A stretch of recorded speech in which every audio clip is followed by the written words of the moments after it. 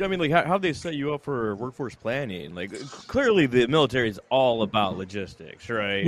Well, exactly. So that's exactly how I kind of got my foot in the door there. So where does everybody's definition of workforce planning is? How do we start to build a common understanding of what it is? How do we help leaders and HR practitioners or finance practitioners understand what the benefit of it is, and the steps that we need to take to actually realize those benefits, and then start to kind of build out that operating model. But before agents existed and before AI was really prevalent, there were also super teams that existed. One of which that I think a lot of people actually have been very curious about over years is what you guys built over at Nike a while back. We've had a few of those alumni on the podcast before. Nobody ever wants to talk about the Justice League that you guys had over there. But can you tell us the Nike story at all?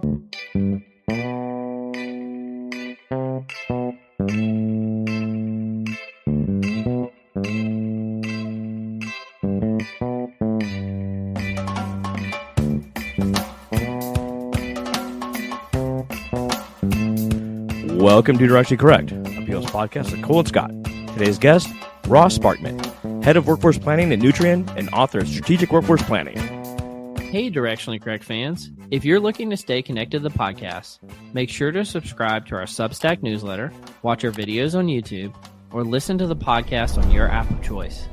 This podcast is dedicated to you to help educate and entertain you on how to effectively do people analytics. We are a listener-supported podcast, so please consider becoming a patron. If you'd like to support the podcast by becoming a patron, you can find a link to sign up in the show notes or at patron.podbean.com/directionallycorrect. Thanks for being a listener. All opinions are our own and do not reflect those of any other organization. The bits about like Live Nation, like they'll sign an artist and then put him on a tour. Well, first they give him like $1 million advance. They put him on a tour in their venues in which the artist has to pay back the advance from the venue. Live Nation controls the ticket price. It could be $100 one day. It could be $10 the next day. They don't get any of the parking. They don't get any of like the alcohol sales. I think they can have their own merch sales. Oh, wow. But like they get like hardly anything from these contracts. It's really insidious. I've heard musicians really hate Live Nation and Ticketmaster. Yeah. And I've heard like Zach Bryan always talks about he tries to do, non-Live Nation shows and things like that. But I didn't know that part of what you were saying. I just assumed it was because I feel like it was like ticket gouging or whatever they call it. Yeah. Price gouging or price gouging. But I didn't know it was like a whole ecosystem where they control the entire thing. Well, yeah, they have it end to end, right? And they got you by the short and curlies, right? Yeah. Yeah, I just wonder, how do you get around that, do you think? Or can you get around it? I think you have to do something like Louis C.K. He put on his own tour, sold his own tickets, booked his own theaters, this sort of thing. Yeah. But, I mean, that's really hard in itself. And a band, a comedian's one thing. Like, you can fly around the nation, pick up a microphone, and do your thing.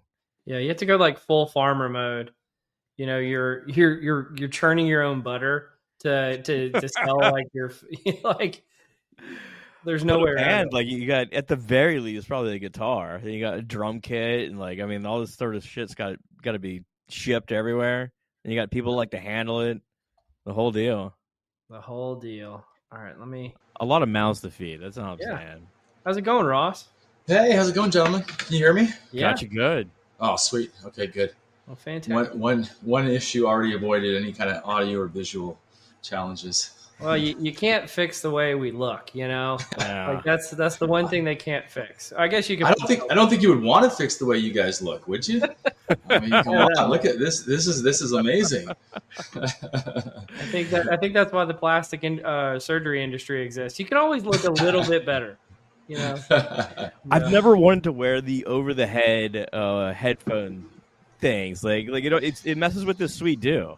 Like I can't do it. I wish I didn't have to, but it's like I've tried doing these things before, and Scott, I need the mic like you, man. I just I mean, this is clearly it's the same microphone that Cole has. I just got tired of like lugging around all the rigging for it, and just took it off the post. And they sound so good though. Yeah. I mean, it just makes you just sound like, I don't know, it almost just sounds smarter speaking into a big mic like that, I feel like. The audio journey that we've come on with this podcast is incredible. A lot of early learnings. Well, we actually, if you go back and you look at the early ones, we're wearing headsets like you're wearing right now. Okay. Yeah, you really come a long way. But I think, Ross, you made a big move back to Canada recently. What precipitated that? Oh yeah, so I did. So I'm actually originally from Calgary, and I've been gone. Scott, you just hit it. That's actually, no kidding. That is one of the reasons why I wanted to move back. I'm just a big hockey fan. I mean, we don't have a great team right now, but that's another story. But Cardy's good. Habano. Come on. What's that? Yeah. He's good.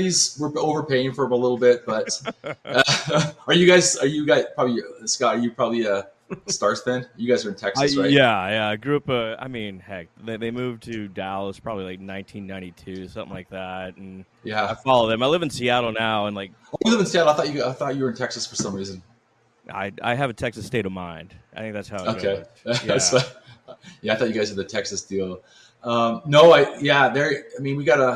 in a rebuild right now, so it's going to be a while, but it is. So that's one of the reasons I wanted to get back to Calgary. I'm originally from Calgary. I've been gone. I came back for a couple of years over the pandemic, came back a couple of years after I got out of the military, but for the most part, been gone about 25 years.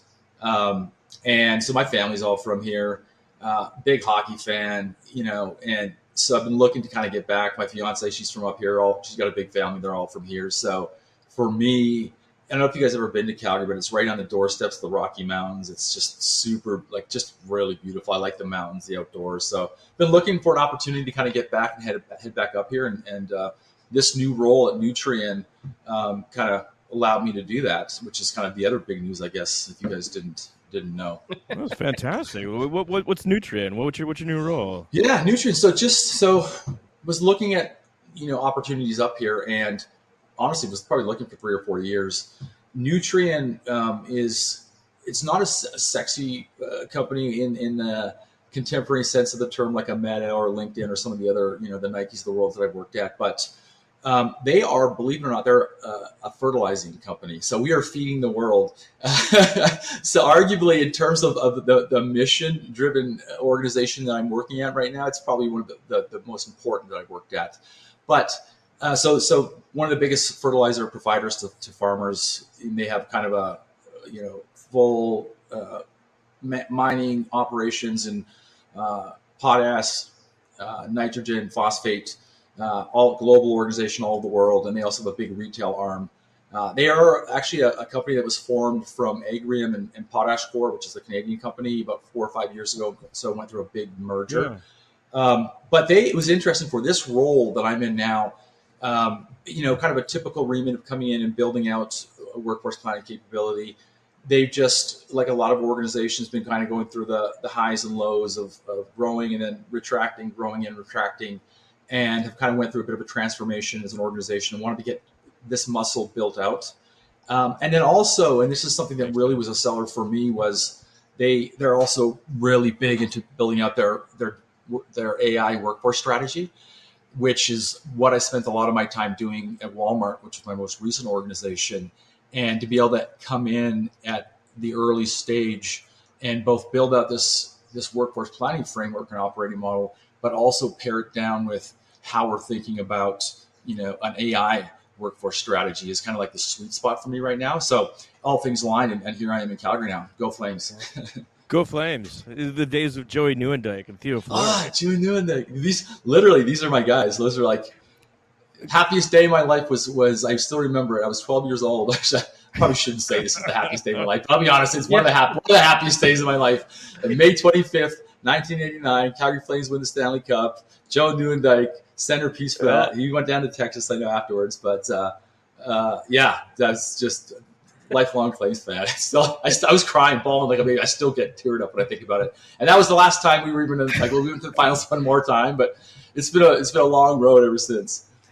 Cole, we got to do a show at the Saddle Dome.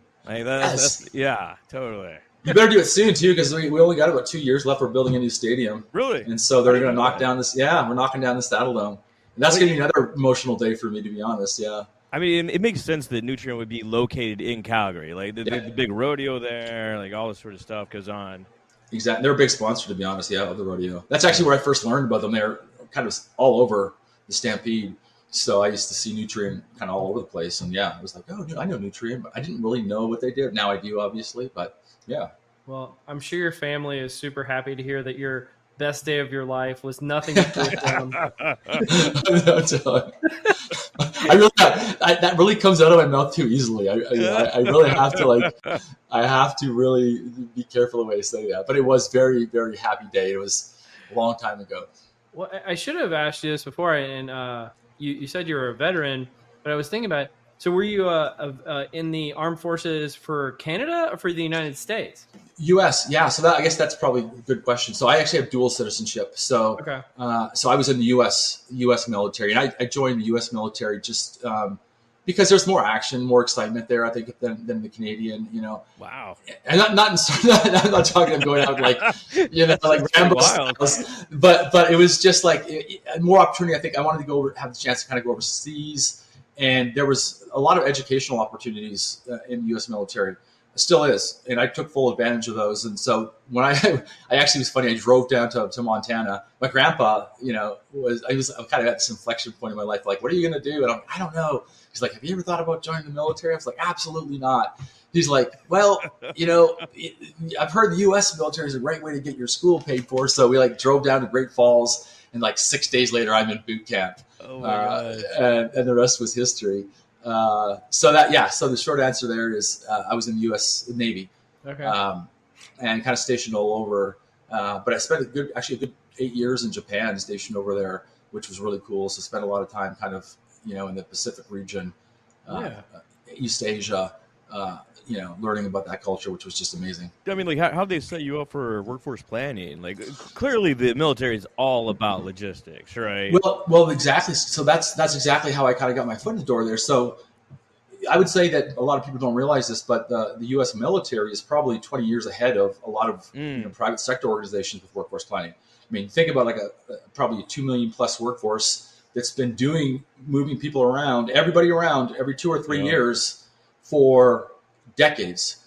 And so I actually did a stint in what they call manpower planning, and it was towards the end of my military career. And I was at the time working on my MBA, and I was starting to think about how do I start to position myself in the private sector with my military experience. And I was doing my MBA, and we were kind of doing our kind of org effectiveness kind of HR classes, and there was this kind of topic on it. And this was way back, 2000, late 2000s. And I started thinking, I kind of do that in my kind of current job. How can I start to just really sell this? And this was kind of really, I know it's workforce planning has been around for a while, but this was around when it was starting to kind of get a little more steam. And I was like, well, maybe I can start to position myself as being somebody that's done this before. And I was able to get on at Deloitte doing management consulting, and sort of take that MBA and that military experience, and then learn, how these big four consultancies have all these frameworks built out and are thinking about workforce planning, and kind of match that with my experience, and then start to build my brand and my experience. So that's how the momentum got going with me. Well, thank you for your service in the Navy, first of all. But second of all, I'm curious. So you recently released the second version of your book, Strategic Workforce Planning, and now you're going to this green field situation at Nutrien to kind of implement a new operating model. And obviously you've come up through a variety of organizations, not just the military or Deloitte, but others as well, kind of being a trailblazer in the workforce planning space. How do you take all that knowledge and in 2025 apply it to do, cutting edge work? Yeah, it's a great question. And I think you guys will appreciate it. Every organization in this kind of workforce planning, people analytics space, they're at different maturity levels. And I think one of the things that I have learned in my experience, and I even write about in the second edition, is, you can come in and have all the experience in the world, but you still have to be humble in your approach. You have to understand the business. You have to meet the business where they're at, assess what would work sort of short term and longer term, and develop your strategy and approach appropriately. So my approach really here has been where could we go with this? What's the art of the of the impossible? What could we do different in the short term what are some of the obstacles between where we're at now, whether it's through capabilities, whether it's through technology, products, data, that we have to sort of overcome to get to this sort of future state. And moreover, like, how do we educate our leaders and the folks working across the organization around even what workforce planning is. That's the approach that I'm really taking. And that last piece is really important because it's, common theme that I found is there's a lot of different definitions of what workforce planning is. And they're all usually right. But a lot of people don't, right? And to an extent, a lot of folks who I don't think are able to connect all the dots from an end-to-end full operating model. I call it the workforce planning ecosystem between like the headcount budgeting planning process at the start of the year that kind of finance goes on, through position management, through kind of managing short-term operational workforce planning, all the way to that kind of big, sexy, like how do we start to build out, scenario modeling and think about all the factors that we need to build out, sort of an optimized workforce. Oh my God, this sounds like the military already, right? Yeah, exactly. And so what I like to do is just like where does everybody's definition of workforce planning is. How do we start to build a common understanding of what it is? How do we help leaders and HR practitioners or finance practitioners understand what the benefit of it is and the steps that we need to take to actually realize those benefits, and then start to kind of build out that operating model? I've been in other organizations where like they'll just kind of like throw people into different roles, right? And like one of them at a previous company was to like essentially throw interns or people at mid-career just into the workforce planning area. It's like this seems really dangerous. This seems really dangerous. Like how can we like separate those that what are the best practices here? Like what would make for a good, because everyone could do it, but not everyone can do it well. I think that's where I'm going here. Yeah, it's a great question. I think that what I would see as being, and it touches on sort of a little bit what I just discussed, but what I would see as being the difference between somebody that is really experienced in this space and able to come in and make an impact versus somebody who was kind of just put into a role. Yeah. Is first of all, you really do need to take more of a systems thinking approach. Okay, so you're going to have to level up a little bit to say, well, what are we trying to do with this to benefit the organization, which then requires you to think about, well, what's the point of the organization, right? And putting my MBA hat on, well, if it's to drive shareholder value, how then and how do you drive shareholder value? Reducing costs, being more profitable, making more money, right? So what does that mean then in terms of workforce planning? Well, there's a big element of obviously the people component of the balance sheet, right? It's a huge cost.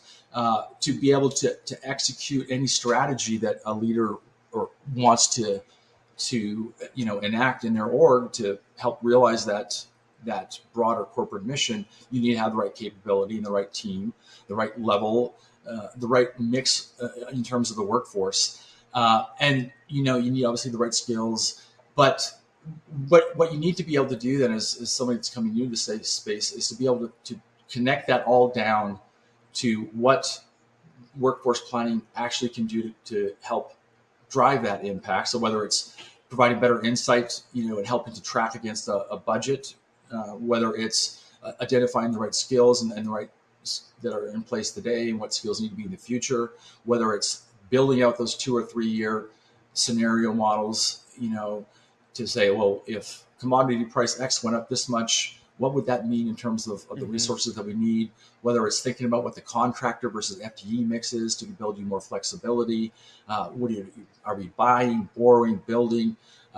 Is it what's the role of AI? There's no shortage, right? There's no shortage. Like I can just keep going and going and going. So I think to the extent you have a good solid understanding of the business, and how that connects to this end-to-end workforce planning process, and then there's specific steps that need to be taken, and the quick wins and long wins are all really important.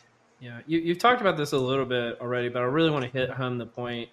Why does workforce planning matter to the C-suite, and why does it matter right now? So this is an interesting one, Cole. I was on David's Green's podcast a couple of weeks ago, and we were sort of talking about this space, and I made an observation to him. I've obviously been in this space for about 20 years now, and I've sort of seen the evolution over the last 20 years. I'd say in the last 2 to 3 years, I have had more interactions with C-suite, board level members on workforce planning that I ever had before. And why I think that is a couple of reasons. I think obviously coming out of the pandemic, I think a lot of leaders were, burned a little bit by some of the growth that they went after. There was a lot of really bad workforce planning. If I look at the pandemic, it was just like, let's just grow with no real strategy behind why that growth would be happening, rather than just growing because, we're making good money right now. So I think a lot of leaders were snake bitten a little bit, or are snake bitten a little bit, and want to start to think more strategically about that. But I do think that the other reason is what everybody's talking about, and I think we all know that we were going to go down this route at some point, that the impact of AI on the workforce. And I think we're at this really big inflection point right now for a lot of organizations where it's been discussed a lot. There's a lot of excitement, but there's not a lot of organizations that have actually realized the benefit of the technology. And there's a need then to say, okay, if we're actually going to benefit from this technology, we need to become more productive, and we need to be able to start quantifying that productivity, or we need to actually start, and we at the same time potentially we need to start taking some of the efficiency gains out of the workforce and get some savings. And so what I see happening is like questions around like, how do we actually do that? Right? Like, what does that mean in terms of our workforce strategy, our workforce plan? How long will it take to be able to start to really, realize the potential benefits? What does it mean then in terms of an actual strategy that we need to take today? And I think what a lot of leaders are not necessarily thinking about, that they need to start thinking about, that I've been having discussions with, is the time is right now to develop your AI workforce strategy. And by that I mean, are we actually going to riff, yank out parts of the workforce? Is that the right move? Are we going to just give certain roles more work? Are we going to just, maybe we're not going to backfill certain roles, but then hire for other types of roles? Are we just going to go on a hiring pause? Like, what do we actually need to do today to ensure that once we are actually ready to turn the switch on, whether it's agentic AI or it's the right tools, like actually be ready and have a strategy in place? And I think it's sort of went from this world of hype and like to this world now, like the board wants to know, like, what's the plan here? When am I going to see an impact on my balance sheet? When am I either going to start making more money, or am I going to start saving more money? And we want a tangible plan. And I think that what I'm seeing is I'm being involved in those conversations, and I can add a perspective. And it really aligns with this concept of like strategic workforce planning, if you're thinking of, digital AI agents as being part of the workforce. So those are some of the reasons and things that I've been seeing, and why I think that this work has been elevated a little bit more. I don't know if you guys saw that article by McKinsey. David Green shared it on his website around just the importance of strategic workforce planning right now. It's super salient and it's like spot on. Well, it's like the flip side of the coin that everyone's, worried that AI is going to take their job, right? It's just like the company's perspective in that way. Like, if obviously, like we're at an inflection point, as you said. Like, what kind of timeline might we be dealing with? Obviously, some people are ahead, some people are behind. Yeah, not every org is the same, or industry. Yeah, you know what? This is, Scotty. This is where I think. The timeline that kind of comes to my mind is probably still like a 2-year timeline. Yeah. To where we would actually be able to truly leverage the technology. The technology is there today. And I know, like Sam Altman always says, like, today's model is the worst model you're ever going to work with. The technology is there today. Like the agents are smart enough. The technology is smart enough. What's not there, and this is where I spent a lot of time at Walmart, and how I'm already starting to think about what we need to do at Nutrien, is to be able to, like, there's two types of, like, you can think about like AI in terms of actually a couple different ways. First of all, there's how are we actually going to use AI to enhance our service, our products, our value to the customer, right? So that's one piece. Then the other piece, though, is how are we going to use AI to be more productive with our workforce? And so I'm kind of playing more in that space. But then within that space, there's two other ways to think about this. There's this sort of horizontal and vertical aspect. The horizontal is, what are the tools and capability that we're putting into the hands of our employees to allow them to do their work better every day? I think that's the stuff that's really evolved a lot over the last year. I think everybody's starting to get more comfortable with it. There's probably questions around, okay, well, are people using this and then just slacking off for the rest of the day, 90% of the day or whatever? I think there's probably some of that. But then there's the vertical piece, which is when we start talking about agentic AI. And that's where the real opportunity is, right? Where we're actually building a workforce of agents that are working autonomously with each other and with the workforce, the human workforce, on workflows. And that's the big, like, whoa, now we're starting talking scary, about, right? That's where it gets scary, and that's where the actual opportunity is. But to do that, again, the technology is there. And for certain, it definitely will be there in 2 years. But the challenge that we have to do, and this is where, we talk about the role of HR and this really being a cross-functional, body of work, is we kind of have to go and understand all the different jobs in the organization and their, the potential for impact for AI, whether it's augmentation, complete replacement. But to be able to truly build up the workflows, we actually have to go in and do a task level analysis of every job. Right? Everything from it's great, like full circle. Like you can go so far in life with just mission, vision, and strategy. Yeah. And on the other end of the spectrum, job analysis. You have to do it. Like, job analysis. And I can already start. I'm seeing these questions from users. Why can't we just do this? Well, the technology and like our tech function, our IT function, our technology function is like saying the right things. They're saying this is not a technology challenge. This is a people challenge. This is that we have to hold hands and understand what the work is, and then develop thresholds on what's acceptable in terms of like the types of decisions and autonomy that we're going to give the agents, and actually start to then build the technology into those workflows, which is really challenging. Now, I will say this though. What I've been spending a lot of time doing with the technology, and think it's a really good use case for the technology, is, 3 or 4 years ago, to be able to scale a day in the life of task-based analysis for 6,000 different roles across the organization would be any consultancy's dream project. That's right. Like a 10-year engagement for like a consultancy. But I think it's a good opportunity actually for AI. There's a lot out there that is relatively common across jobs and the tasks and the work that they do, and you can, using leveraging AI, get a pretty good baseline framework in place for how you would then start to build into the agents into these workflows. So that's, I think, in terms of what I am recommending as being like, how do you do this in a scalable fashion? Like, let's use the technology that as a starting point. Yeah. And that's did a bunch of that at Walmart, spent months validating it, and it does seem to be pretty accurate, much more efficient than going out and trying to bring in a bunch of consultants and watch folks. God, yeah. Right? Can you imagine? Well, yeah. You're getting into a space. I'm talking about this constantly. I just gave a presentation at the IPAC conference called Job Analysis at Scale, and it's so weird that the most boring topic in all of this work is now becoming the sexiest topic because it's so relevant because of everything that's happening. Right. It's so foundational. Yeah. And say job architecture, like we're going through this big job architecture, and right off the bat, I'm sitting here like, this is a kind of a big deal actually. Like, let's not just like gloss over this like a check mark and like an HR transformation that like some little team's doing somewhere. Like we need to be really, really thoughtful about our job architecture and understanding how that is going to, again, augment the workforce and what that means. Like, let's not glaze over this. This is a moment to kind of get this right, because it's like you said, it kind of is a sexy thing right now. Yeah. So what are we looking at? Like super teams, massive teams?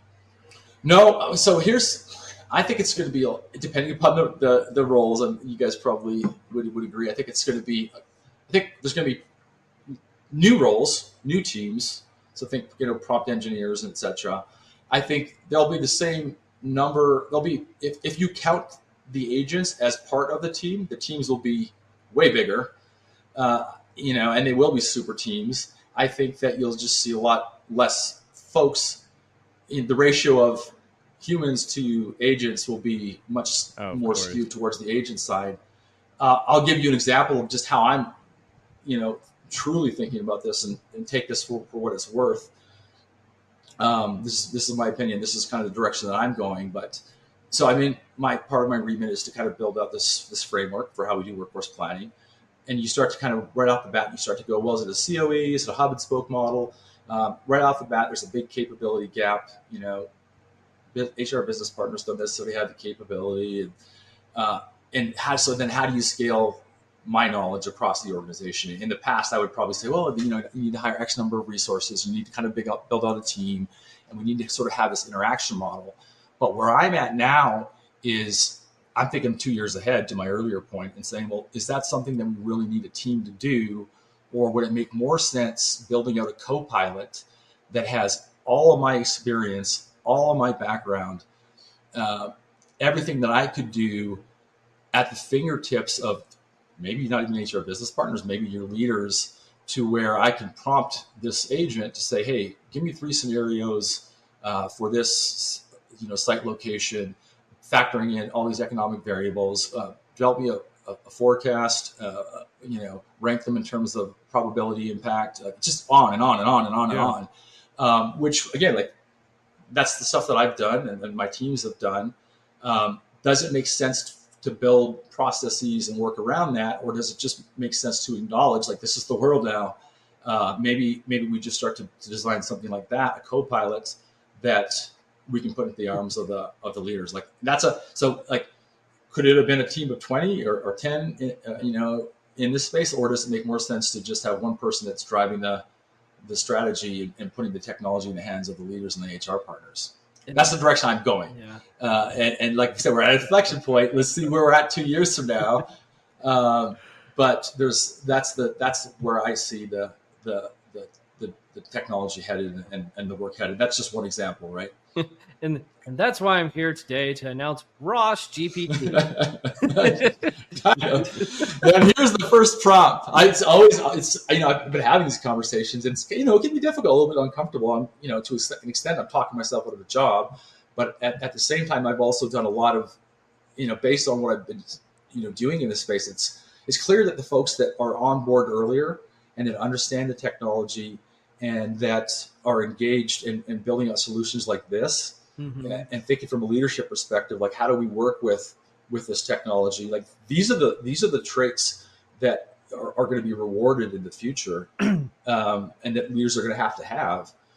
And I think that you're going to see 2 types of schools of thoughts here: the people that resist it and nope, it's not going to happen, and maybe they're right. We don't know. We'll see in a couple of years. Or the people that are let's see. Let's think about 2 years. Let's leapfrog where we're at today.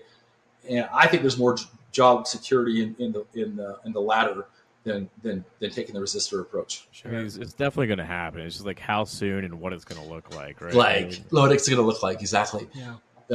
Did you guys read that essay that Sam Altman dropped about 3 weeks ago? No, what was that? On his blog.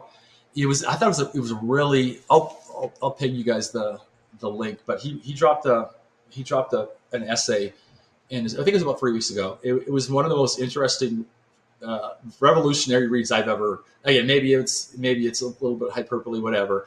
One of the things that he said was, if you look back 100, 150 years ago, and you asked, the farmers working out in the field, what we do, what white collar knowledge work does, they would laugh at you and say, "That's not actual work." Like, that's not work. That's not working. What is that? He says that in 10 years, we're going to look at the type of work that we do and just laugh. Like you're going to be walking down a hallway with like a clipboard, like, "Oh, wow, that's a good machine. That's good work." Like not really doing much of anything, like the quality of life and just like the ease with which we're still going to work because we're going to need money, and there's just going to be a justification for it. But it could just become dramatically silly. I think that's where Sam's mind goes. Like it's like we're going to keep working, we're going to keep making money. We're just not going to have to actually do much of the hard lifting, similar to what like a farmer would think about like 150 years ago. Yeah. Like you guys don't do work. You sit there and look at these weird screens all day, and So I think that could be that's a pretty interesting way to think about it, maybe. Sure. Well, I think. Sam Altman's opinions aside, going back to kind of like, are you going to have a super team to do this type of work? It sounds like the answer is it's going to be a combination of fewer humans and more agents. if you're not kind of a resistor, but the super team will exist nonetheless. That's what I think. But, before agents existed and before AI was really prevalent, there were also super teams that existed. One of which that I think a lot of people actually have been very curious about over years is what you guys built over at Nike a while back.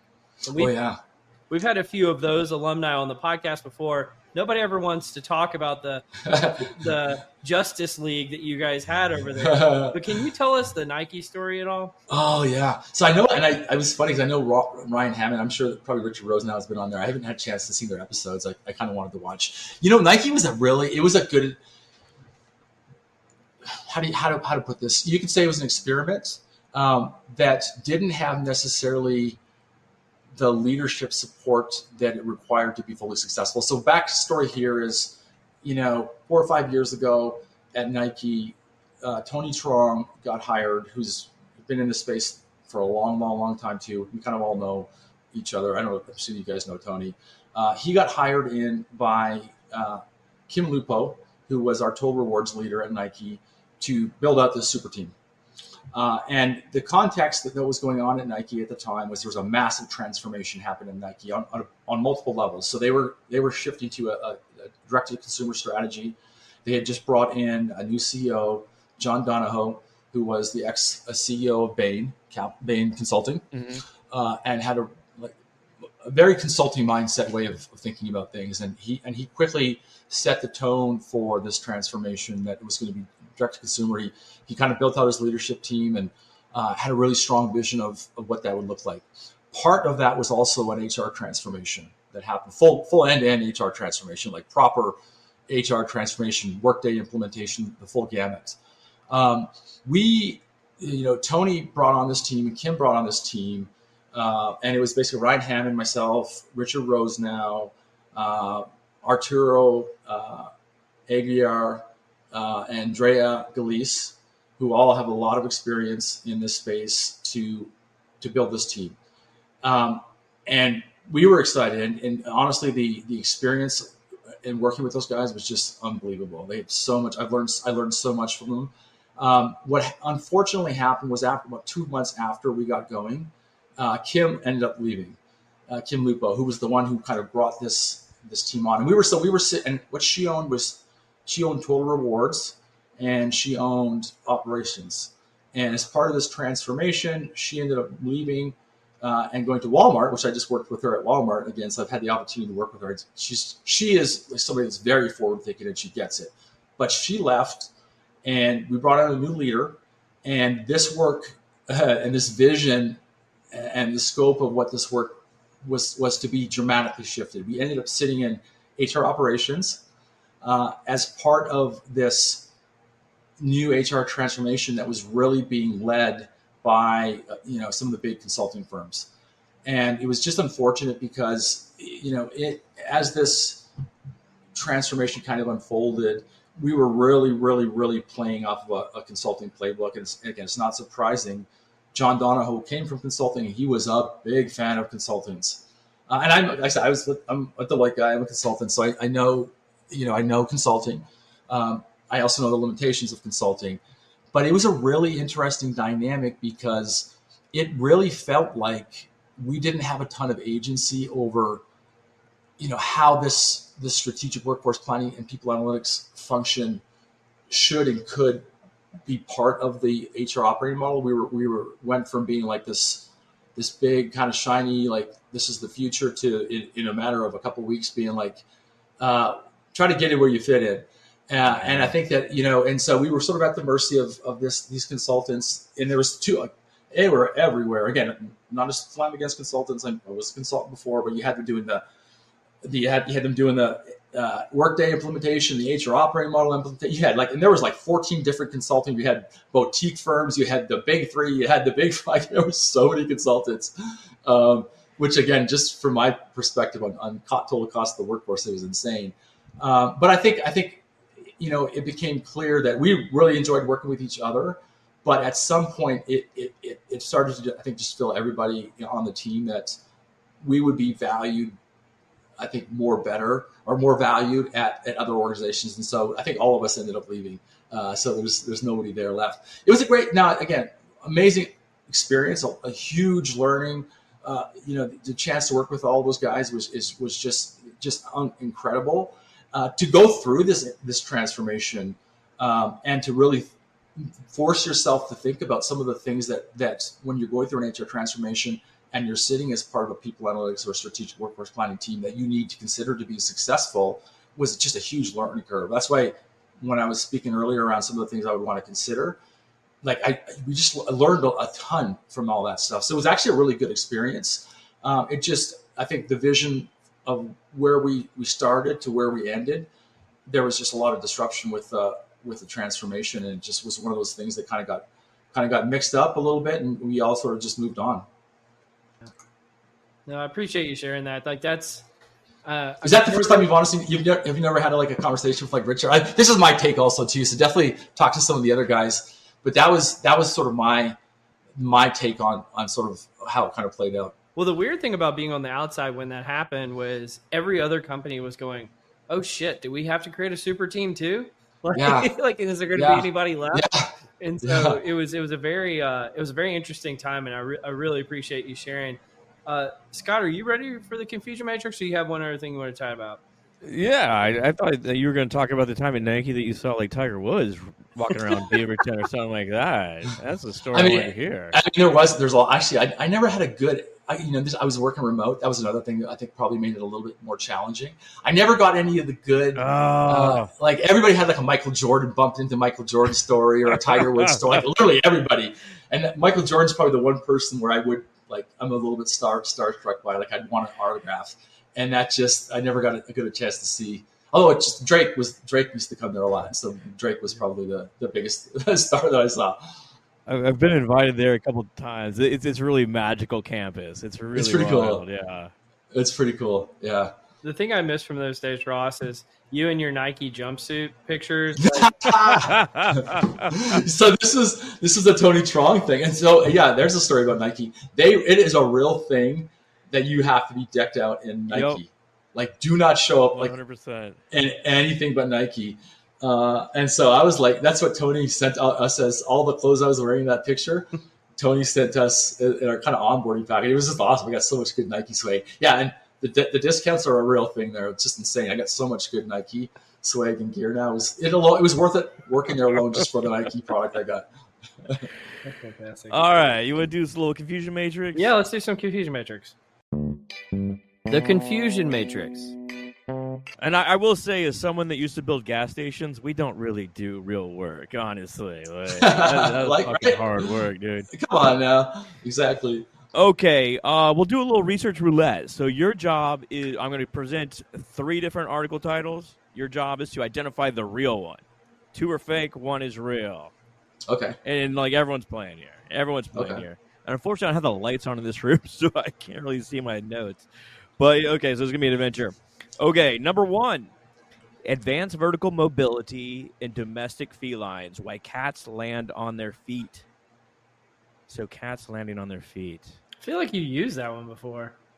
I have not. Okay, well, let's see. There are common themes, though. Well, maybe it's the same one. I mean, to me, it's definitely a question I've always pondered, so I can't imagine if it's something that I pondered that there hasn't been a lot of researchers that have pondered it. So I say yes, real. Cool. Yeah, cool. Okay, well, let's keep going. I want to hear the other 2, involuntary facial responses to citrus stimuli. Why people make weird faces when eating lemon. All right. What's number 3? 3? Someone actually study this. Okay, 3rd, consequences of erudite vernacular utilized irrespective of necessary problems with using long words needlessly. Oh, interesting. Okay, so please don't make me repeat that one. It's erudite long words. It's cats landing on their feet was the first one, and then what was the second one? Involuntary faces. Involuntary faces. Okay. So Ross, which one do you think is real? It's 1 real, 2 are false, correct? Correct. 1 real. Okay. Oh, I thought it was 2 real, 1 false. 1 real, 2 false. Oh, this feels like a trick one because so what's cats falling?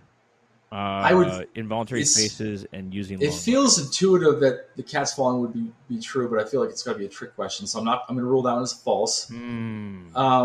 I feel like the involved. I think that it's a kind of a crapshoot between the weird faces and the long words.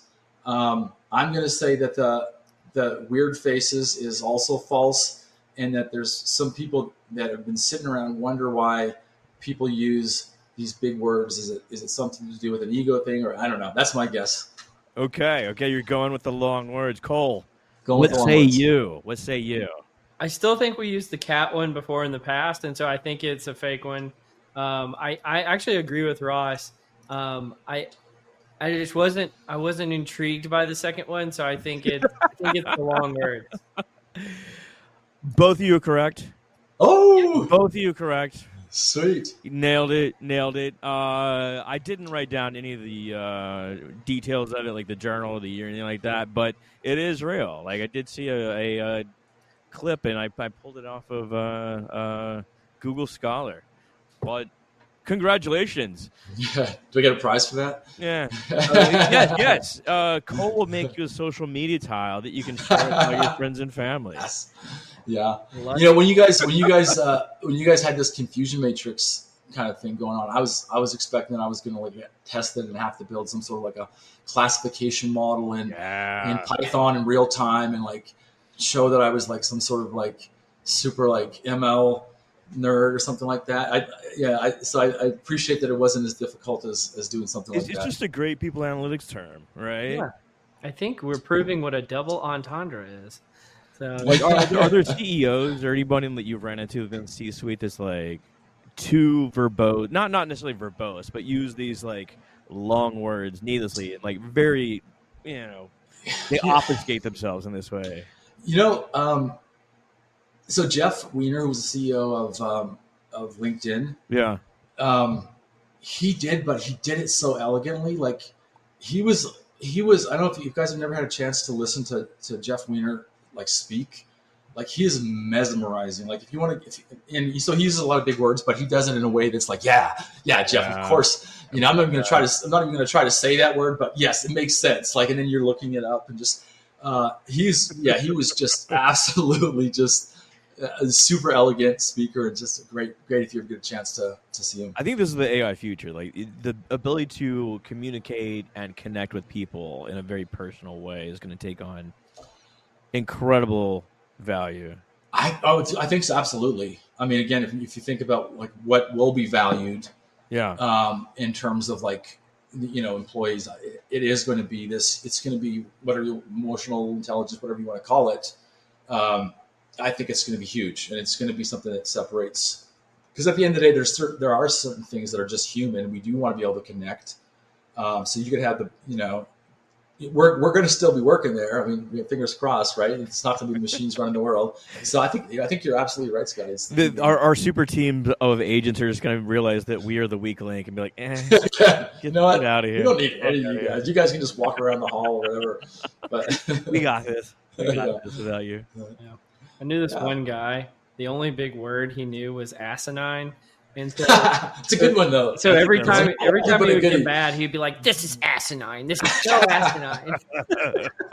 The one that I never used before and this is probably not even a big word or whatever, but you don't use in the military. We didn't use a lot of big words, I'd say, and so I did have to kind of like build up my big word vocabulary, and I just bifurcate was the one for me. Bifurcate, that's a good one. I was always like, bifurcate. Yeah. How can we bifurcate this? I got a little bit overboard, excessive with using bifurcation. Well, let's bifurcate the end of this segment and go into the nerdery. How about that? Sounds good. Let's do that. The nerdery. All right. Where you want to go, dude?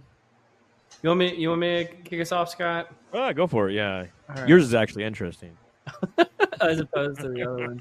Well, we'll find out if it's interesting or not. So the article I've got is called The Renaissance Period for Organizational Research. So this is by, again, we've covered a few of his things lately. Paul Spector has a little magazine that he's been putting together. And he talks about, which I thought was interesting, he talks about kind of the golden era of rock music was the 60s and the 70s with Led Zeppelin and a few other artists that came out in that period. And then he talks about how it happened in the natural sciences in the 20th century, in art, Salvador Dali and Albert Einstein, a few folks. And he said, what is the kind of the Renaissance period for organizational research? And he posits it was happening in kind of the 1980s, when some of the key concepts like organizational stress, organizational health psychology, counterproductive work behaviors, organizational system behaviors, and work-family conflict were all kind of some long poles in the tent of what was going on in the field. And he lists a bunch more examples, but it was probably too many to list here. But really, it's more of a commentary of what he says on the modern malaise. So, one point he's been hitting on lately, and I've been reiterating, is just that all that's happening, it seems, in the organizational research space is just people adding more complex statistical tests to models, but the underlying theory itself, or the interestingness of the research, has actually somewhat diminished in this period. And so I wanted to get you guys' thoughts on this. What do you think about the Renaissance period for organizational research? Yeah, I would actually tend to agree with that. And here's my reference point. If I look back on all the research that I was doing for my books, I feel like a lot of it that was just like foundational things that I was referencing or citing in the book were from papers that were kind of in the 80s and early 90s. I actually wanted to have more modern, citations and research, but there was just like some stuff with David Ulrich and Peter Capelli and John Boudreau. Like a lot of that stuff was just foundational to how I think about strategic workforce planning and modern HR. So it feels like that's probably tangentially in the same space. Yeah. I think you're right. So I think I would agree. Yeah, I mean, early on in a field, there's a bunch of low-hanging fruit, right? Lot of big chunks that you can uncover, and of course that's going to make a big impact. You think about theorists like Karl Popper. Like once you have a paradigm shift, like we're in one right now, perhaps even late stage.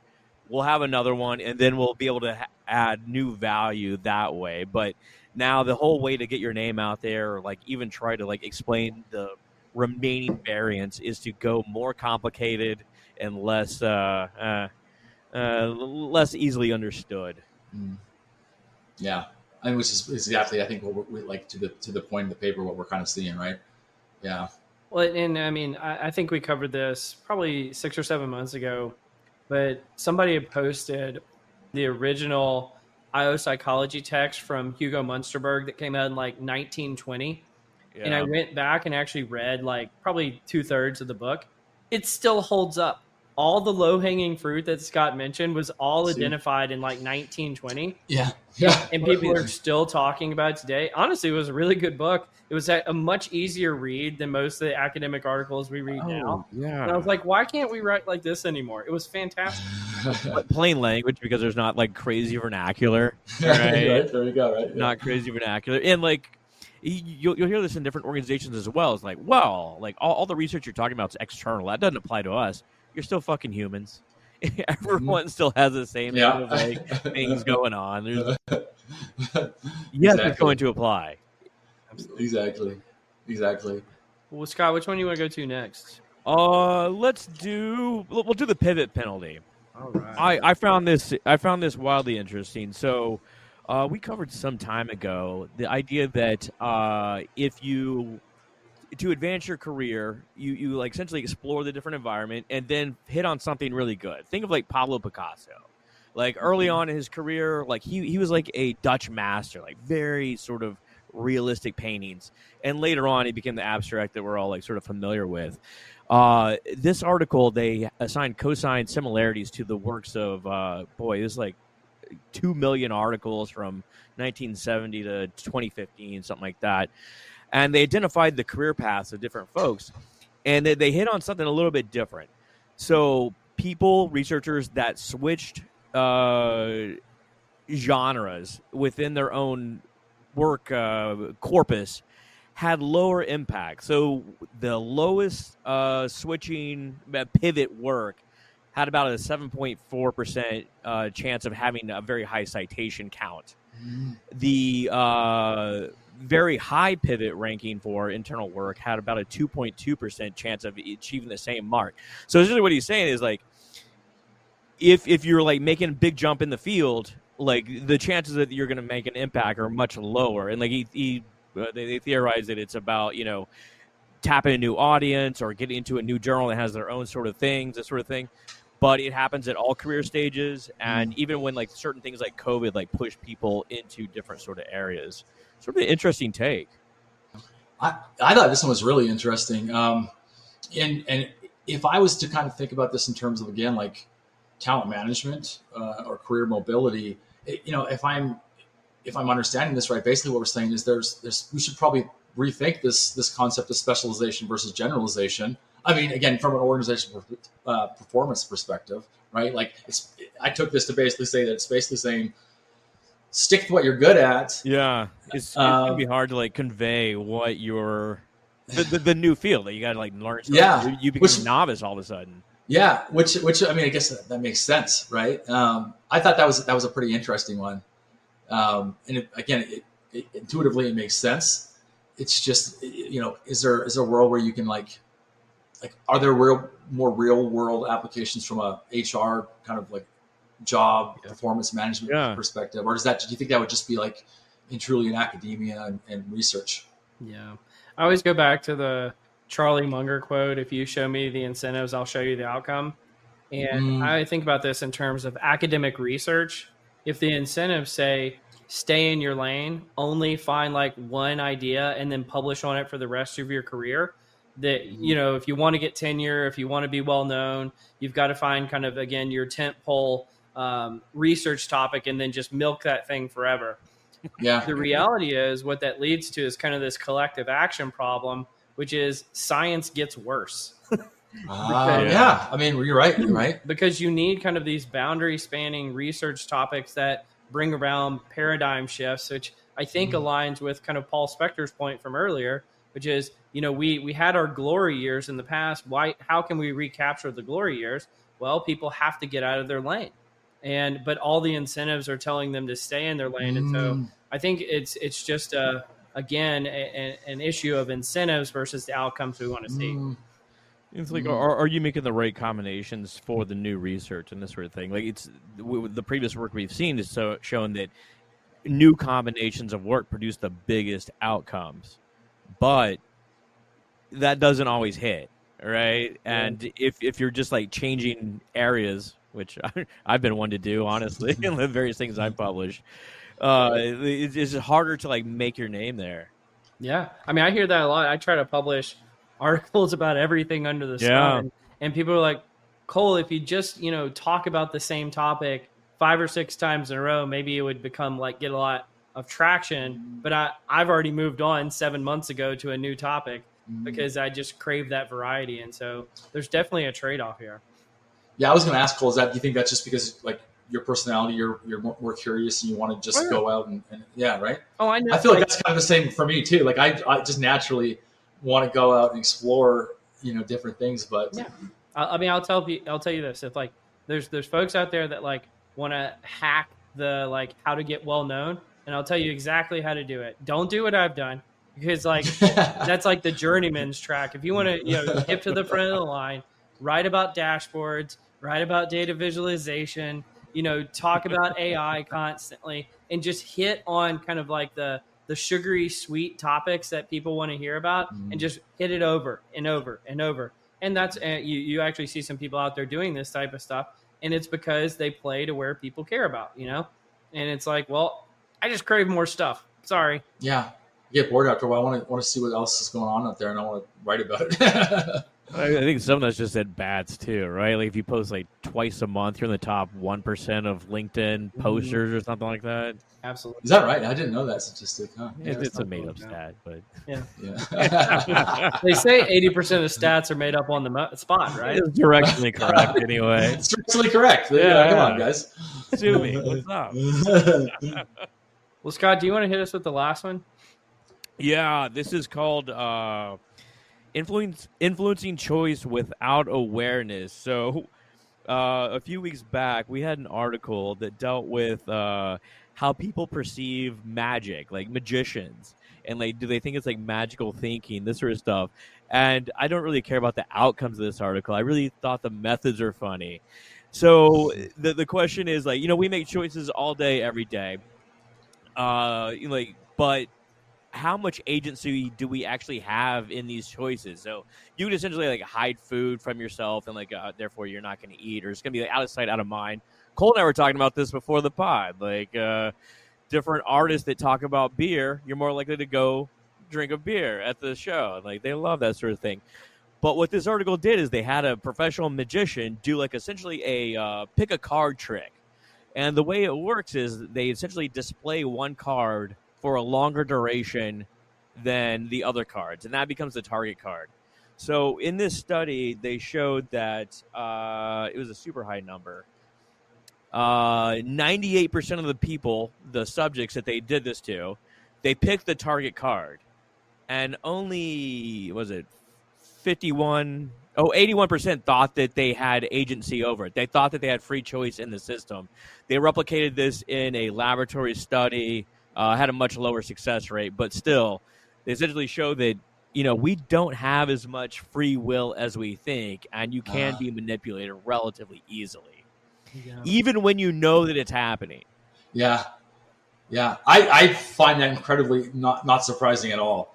And I think this is probably one of those human behavior pieces, again, where there's just some dissonance around how much agency we actually have, and how much we understand our own consciousness, etc.